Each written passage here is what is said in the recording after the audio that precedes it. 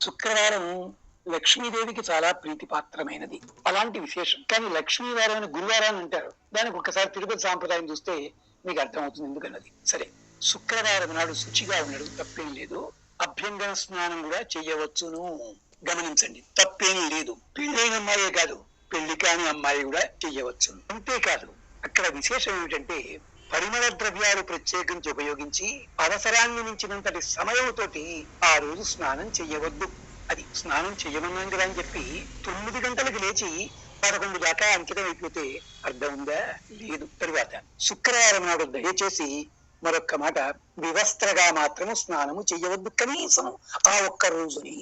ఎందుకంటే లక్ష్మీ స్వరూపం. ఆ రోజు మీరు వ్రతం చేసినా చెయ్యకపోయినా, పూజ చేసినా చేయకపోయినా, తమిళంలో ఓ మాట ఉంది, శాత్తి నీరాడినాల్. వ్రతం పేరు చెప్పి స్నానం చేస్తే చాలు ఫలితం లభిస్తుంది.